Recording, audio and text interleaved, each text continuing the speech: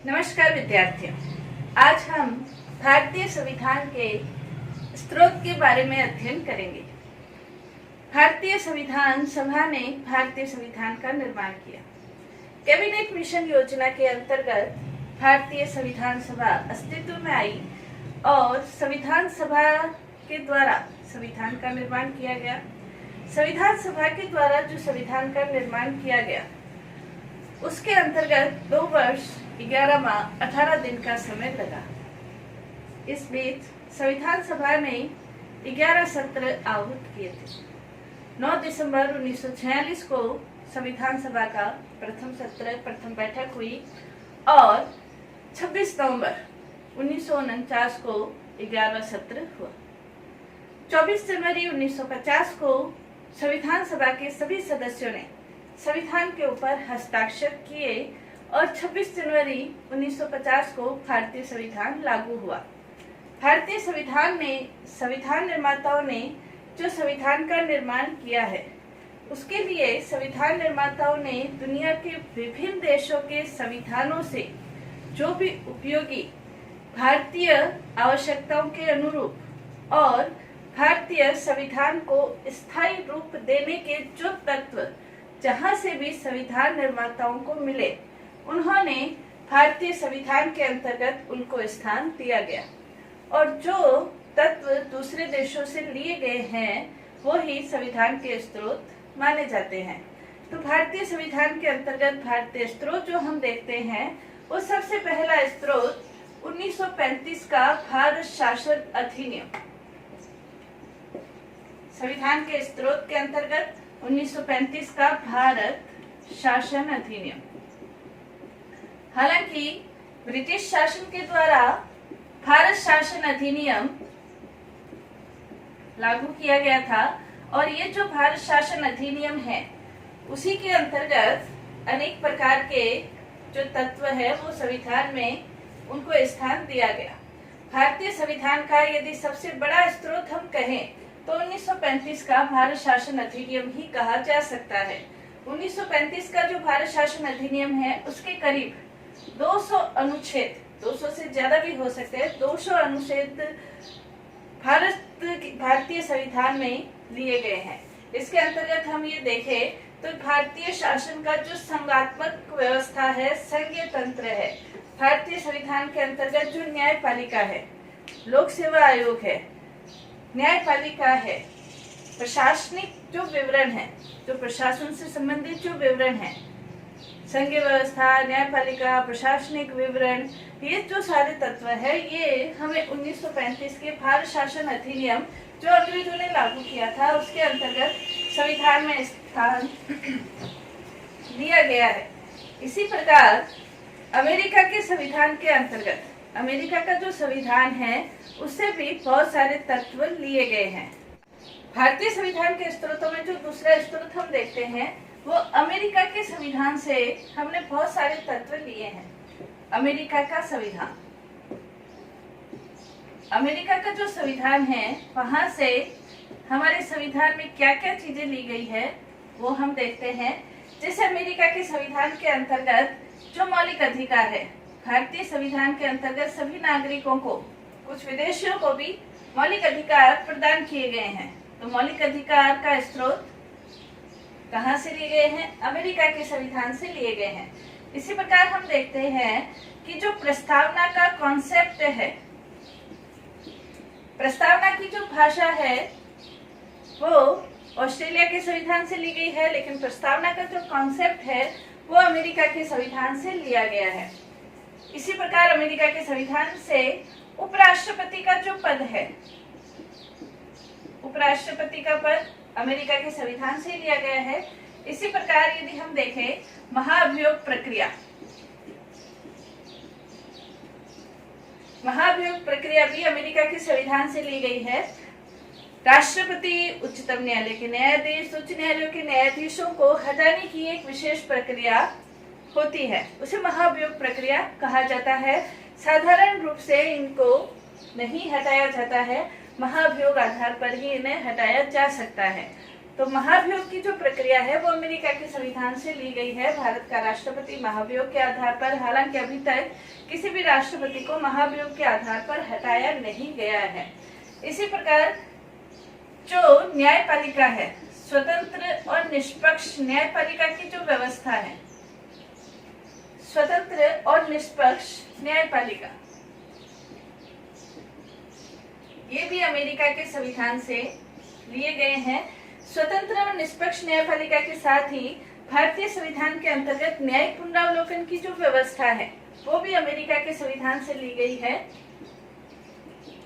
न्यायिक पुनरावलोकन,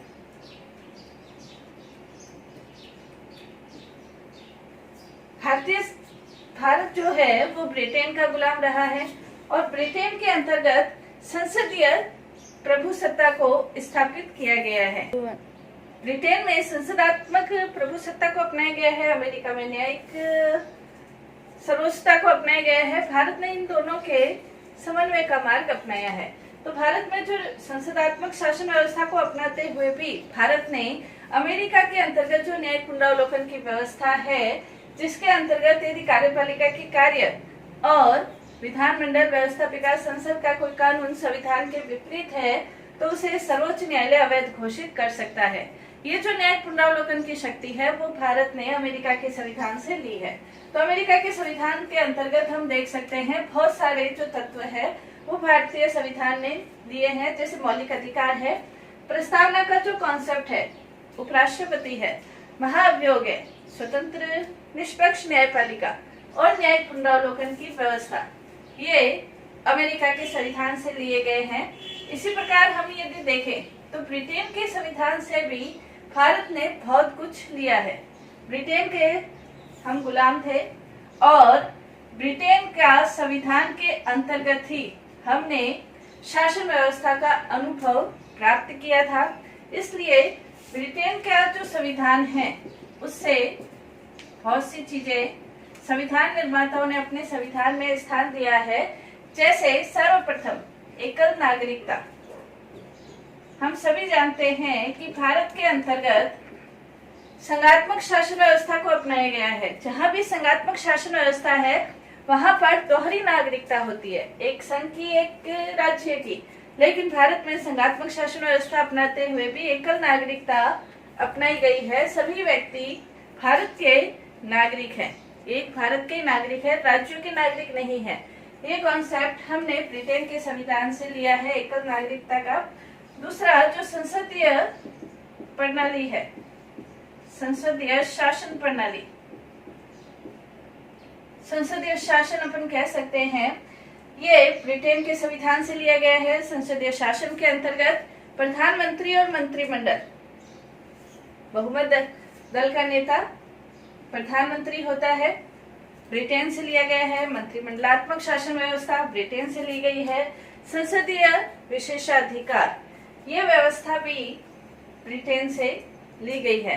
प्रधानमंत्री का नेतृत्व, ये व्यवस्थाएं ब्रिटेन से ली गई है। यानी कि संसदीय शासन के अंतर्गत जो तत्व हैं वो ब्रिटेन के शासन के अंतर्गत लिए गए हैं।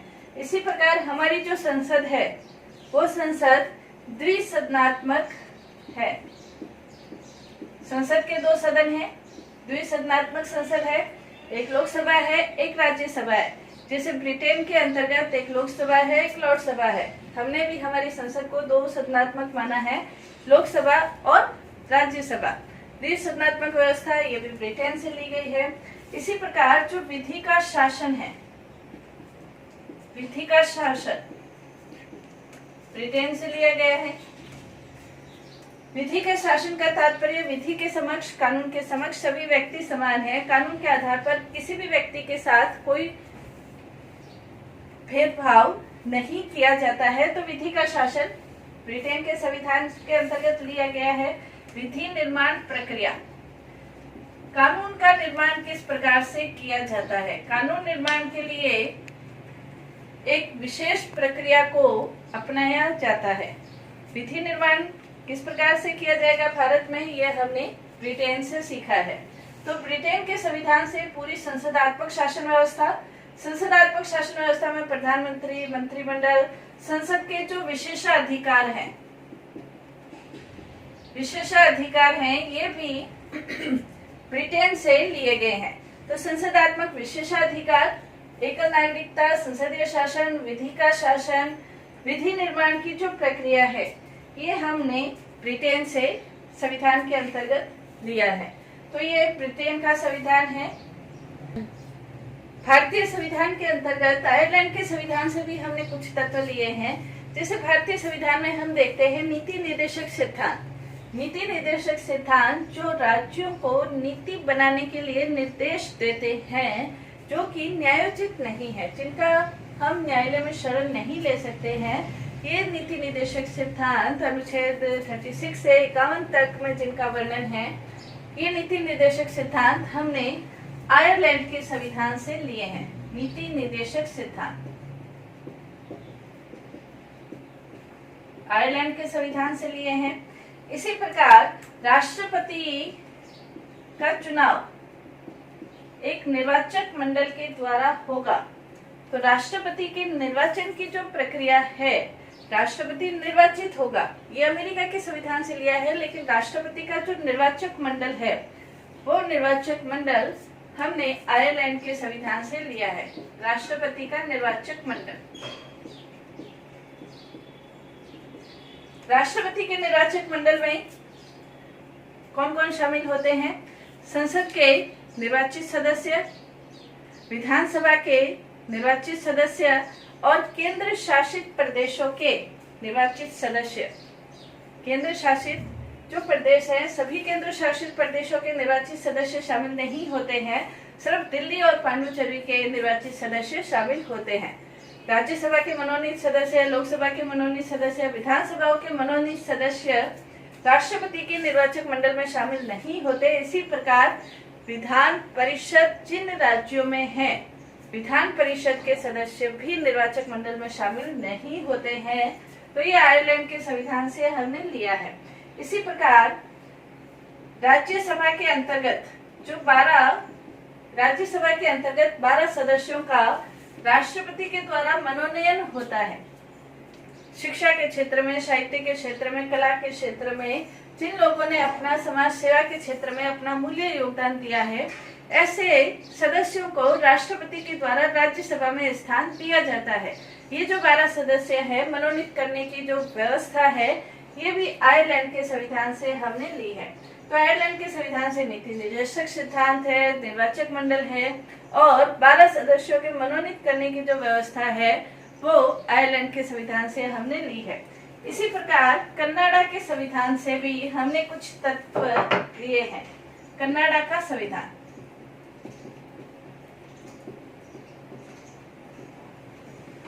कनाडा के संविधान से हमने क्या लिया है? तो कनाडा के संविधान से हमने संघीय व्यवस्था,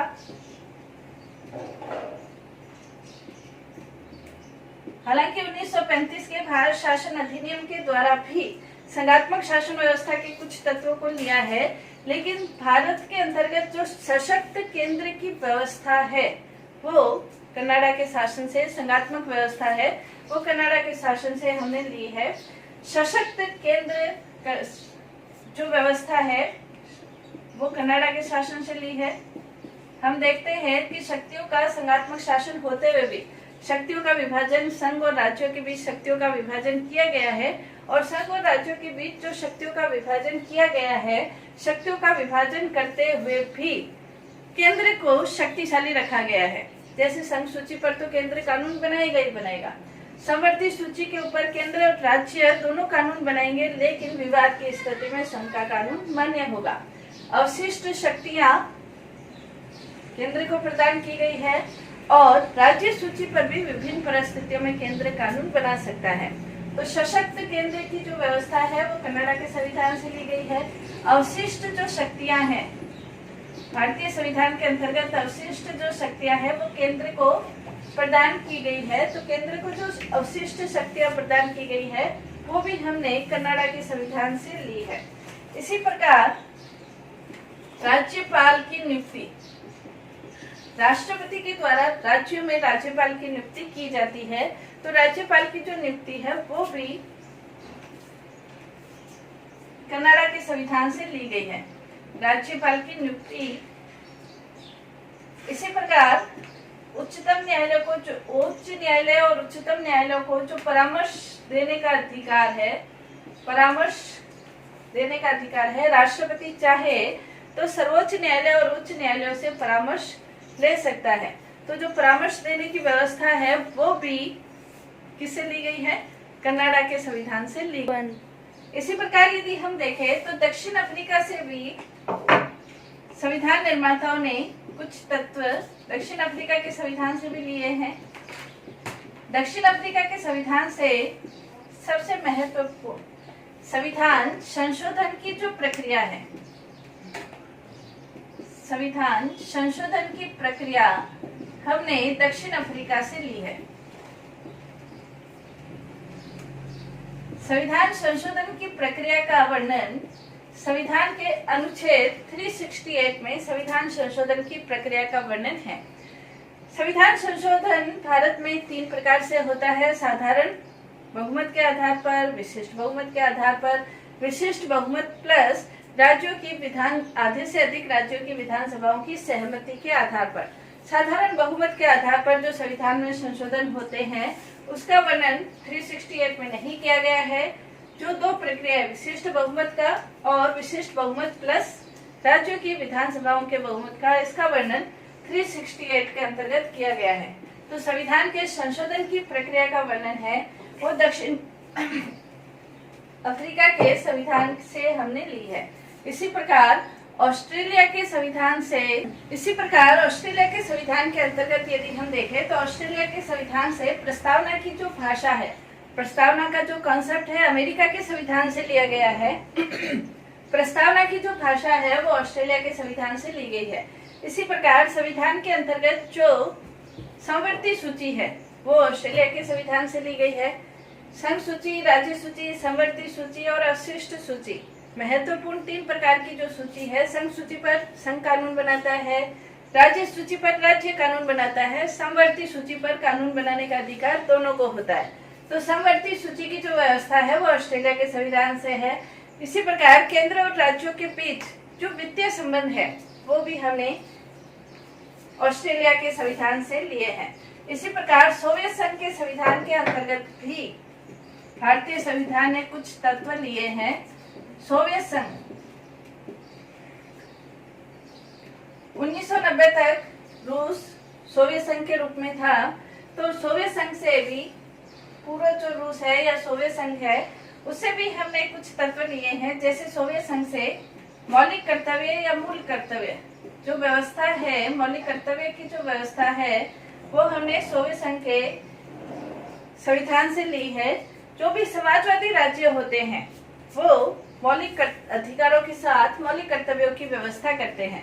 1942 के संविधान संशोधन के द्वारा भारतीय प्रस्तावना में समाजवादी शब्द को जोड़ा गया था और उसके साथ ही 1942 में ही मौलिक कर्तव्यों की व्यवस्था भी संविधान के अंतर्गत की गई थी सोवियत संघ के संविधान के अनुसार। इसी प्रकार पंचवर्षीय योजनाएं भारत में लागू होती थी, वो पंचवर्षीय योजनाएं भी सोवियत संघ के अनुसार थी। और इसी प्रकार सामाजिक, आर्थिक और राजनीतिक न्याय, पंचवर्षीय योजनाएं सामाजिक, आर्थिक और राजनीतिक न्याय की जो व्यवस्थाएं हैं वो भी सोवियत संघ के संविधान से ये शब्द लिए गए हैं, क्योंकि समाजवादी जो राज्य हैं वो भी इस न्याय की व्यवस्थाओं को करते हैं। तो सोवियत संघ के अंतर्गत हमने सामाजिक, आर्थिक, राजनीतिक न्याय से संबंधित जो व्यवस्थाएं हैं वो भी ली है। तो महत्वपूर्ण रूप से सोवियत संघ से मौलिक कर्तव्यों की व्यवस्था भारतीय संविधान के अंतर्गत, मूल संविधान में नहीं था लेकिन 1976 के संविधान में मौलिक कर्तव्यों की व्यवस्था 1976 के अंतर्गत 42वें संविधान संशोधन के अंतर्गत ये मौलिक कर्तव्य रखे गए थे।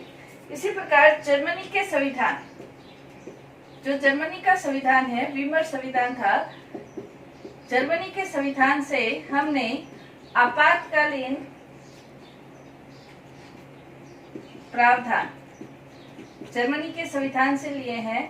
आपातकालीन प्रावधान के अंतर्गत जो राष्ट्रपति को जो अधिकार प्राप्त होते हैं, राष्ट्रीय आपात जो लागू होता है 352 के अंतर्गत आपातकालीन शक्तियां जो राष्ट्रपति को प्राप्त होती है और उसी प्रकार मौलिक अधिकारों का जो स्थगन है, मौलिक अधिकारों का स्थगन आपातकाल के अंतर्गत जो होता है, ये आपातकाल से संबंधित जो सारी व्यवस्थाएं हैं हमने जर्मनी के संविधान से ली है। इसी प्रकार जापान के संविधान से जापान का जो संविधान है, जापान के संविधान से हमने जो शब्द लिया है, जो शब्दावली ली है, वो कानून द्वारा स्थापित प्रक्रिया। ये शब्दावली कई बार एग्जाम में पूछा जाता है, कानून द्वारा स्थापित प्रक्रिया। ये शब्दावली हमने जापान के संविधान से ली है। दो प्रकार की प्रक्रिया होती है, कानून की उचित प्रक्रिया, एक होती है कानून द्वारा स्थापित प्रक्रिया। कानून की उचित प्रक्रिया के अंतर्गत जो न्यायालय है वो उचित रूप से किसी भी पक्ष के संबंध में अपना निर्णय दे सकते हैं, लेकिन कानून द्वारा स्थापित प्रक्रिया के अंतर्गत वही मामले न्यायालय में ले जा सकते हैं जो संविधान के द्वारा आपको प्रदान किए गए हैं। तो कानून द्वारा जो स्थापित प्रक्रिया है वो हमने जापान के संविधान से ली है। इसी प्रकार फ्रांस के संविधान, फ्रांस का जो संविधान है उसके अंतर्गत भी हम देखें तो गणतंत्रात्मक, भारत एक गणराज्य है, गणतंत्रात्मक शासन व्यवस्था को अपनाया गया है। फ्रांस के संविधान से हमने गणतंत्र शब्द को लिया है, यानी कि गणतंत्र उसे कहते हैं जब भारत या किसी राज्य का सर्वोच्च प्रमुख जब जनता के द्वारा चुना जाता है तो उसे हम गणतंत्रात्मक शासन व्यवस्था कहते हैं। भारत के अंतर्गत भी गणतंत्रात्मक शासन व्यवस्था को अपनाया गया है। जो राष्ट्रपति है, सर्वोच्च प्रमुख है, वो जनता के द्वारा चुना जाता है। ब्रिटेन को गणतंत्रात्मक नहीं कहेंगे क्योंकि वहाँ सम्राट या सम्राज्ञी वंशानुगत आधार पर पद प्राप्त करते हैं। फ्रांस के संविधान से गणतंत्र शब्द लिया गया है। इसी प्रकार स्वतंत्रता, समानता और बंधुत्व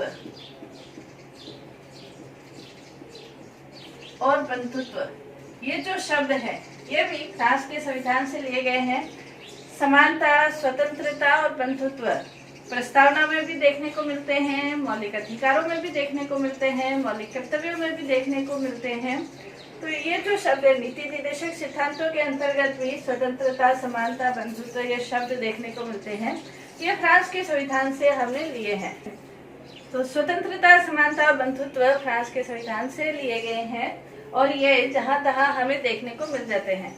तो हम कह सकते हैं कि भारतीय संविधान निर्माता ये चाहते थे कि वो भारत के लिए इस तरह के संविधान का निर्माण करे ताकि आने वाली जो पीढ़ियां हैं उन्हें बहुत कम मुसीबतों का सामना करना पड़े और भारत को जो आने वाली परिस्थितियां हैं उसमें भारत का जो संविधान है वो सुचारू रूप से कार्य कर सके।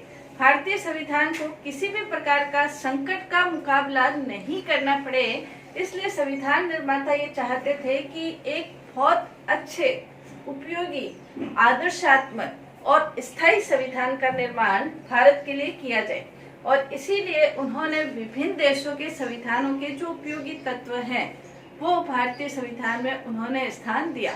संसदात्मक शासन व्यवस्था का अनुभव हम ब्रिटेन के अंतर्गत कर चुके थे, तो उसको संविधान में स्थान दिया। मौलिक अधिकार भारतीय नागरिकों के लिए बहुत आवश्यक थे, तो उसको हमने अमेरिका के संविधान से लिया। संघात्मक शासन व्यवस्था कनाडा के संविधान से ली। तो संविधान संशोधन की प्रक्रिया हमने दक्षिण अफ्रीका से ली। नीति निर्देशक सिद्धांत भी एक महत्वपूर्ण स्थान रखते हैं, तो वो आयरलैंड के संविधान से लिए गए। मौलिक कर्तव्य सोवियत संघ के संविधान से लिए गए। तो इस प्रकार विभिन्न तत्वों का उल्लेख भारतीय संविधान के अंतर्गत किया गया है। धन्यवाद।